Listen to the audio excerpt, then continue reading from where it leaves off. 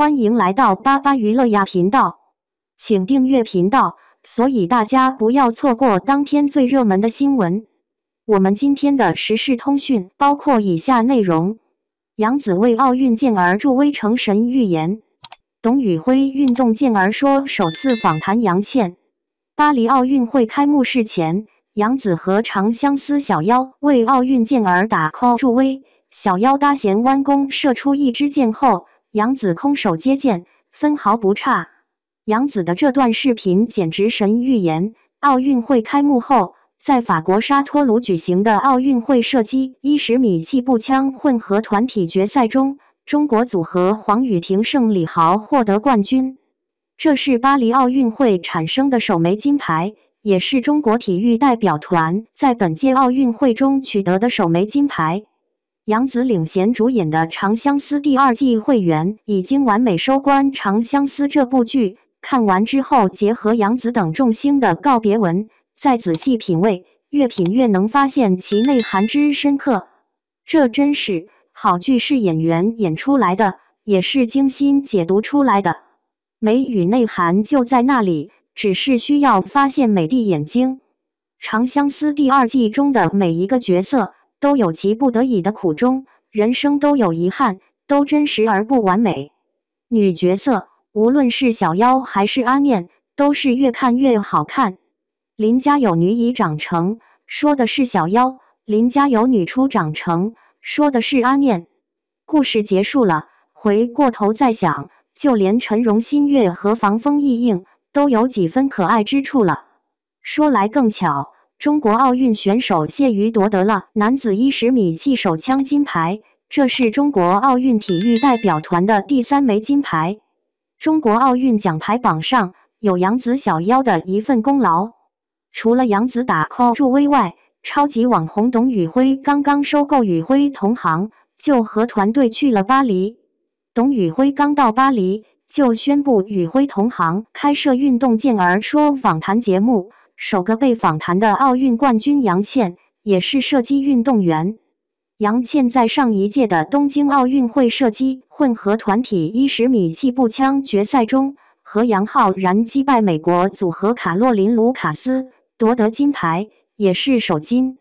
董宇辉离职后，关注董宇辉的人们一直关心董宇辉下一步会怎么做，以后的运势会如何。没想到董宇辉早就准备好了，提前准备好了赛道。这下替董宇辉担心的人们该放心了吧？带货直播已经白热化了，董宇辉转型做访谈节目，又遥遥领先了一大步。董宇辉这个人还真不能小觑，谁知道他以后又会切换到什么赛道上？宇辉同行开播后，当大作家梁晓声、大导演张艺谋、天王巨星刘德华、大企业家张瑞敏等名人做客直播间开始，董宇辉就开始转型之路了。从文艺娱乐界到商界，再到体育界，只要董宇辉不断跨界，估计到最后宇辉同行会变成大型访谈节目，到时候可真是谈笑有鸿儒，往来无白丁了。董宇辉在首期运动健儿说中对杨倩的访谈，总体来说表现还可以。首先，杨倩虽然没有参加本次奥运会，但作为前届奥运会金牌得主，杨倩的心态很好。虽然在访谈中略显拘谨，但气质中的沉静却没得说。毕竟，杨倩经历过奥运大场面，又是清华大学毕业生，哪点都不在董宇辉之下。董宇辉在这次对杨倩的首次访谈中，思路和节奏把握得不错，总得来说是带着杨倩往前走。不足之处就是董宇辉插话有些急，话略微有些多，似乎有抢话的嫌疑。再就是董宇辉手上的小动作比较多，时不时就有摸鼻子的动作，这种感觉很不好。董宇辉和杨倩从杨倩参加射击的最初动因，一路谈到杨倩的比赛经历和感受，杨倩的家庭，杨倩未来的规划，直到最后进入了更深层次的话题，也就是比赛时运动员的心态问题。关于这个问题，董宇辉说的也比较多，还拿小本子辅助。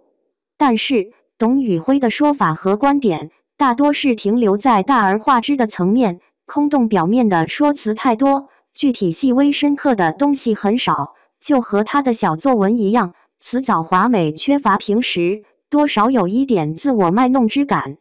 没有办法，董宇辉的大学专业是英语旅游，成为超级网红后，董宇辉要学的东西太多，不可能面面俱到，在任何专业上都成为资深专家。只要董宇辉继续从事直播访谈和经营管理，他就只能做到什么都知道，什么都懂，但什么也不精。除非董宇辉能静下心来，专心在某个领域进行深耕，不然的话，他可能会永远停留在相对肤浅的层面。要是董宇辉一直停留在相对肤浅的层面，宇辉同行的未来就缺少坚固的支撑，抗风险能力也不会太强。同时，持续的相对肤浅也会使观众和支持者产生边际效用递减，最终感到听之无味，弃之可惜。对董宇辉来说，最好能不忘原点，继续发挥自己的所长，用心从更多角度，从更深层次去挖掘传播山川大地、风土人情、风物特产内在的美丽和品质，然后再主动去改造外部世界，创造更多更深的内在美和品质。